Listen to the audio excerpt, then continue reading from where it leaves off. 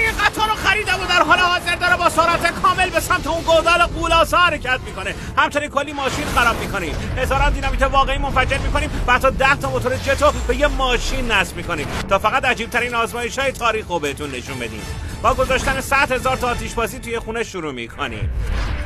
لطفاً اینو توی خونه خودتون امتحان نکنید. برای این آزمایش هر کدوم از بچه‌ها یه مانکن تو خونه جدیدم قایم میکنن تا ببینیم مثلا امکان زنده موندن وجود داره یا نه. آتیش ترکیب نمیشه، مانکن من زنده میمونه، قول میدم. مال من توی یخچاله.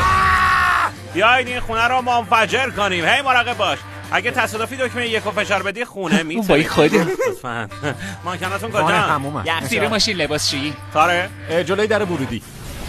آره همونجا نشسته. این بالترین چیزیه که میتونی تو زندگیتون ببینید. 5 4 3 2 1 بزن بنتنه کنش. آی خدای من.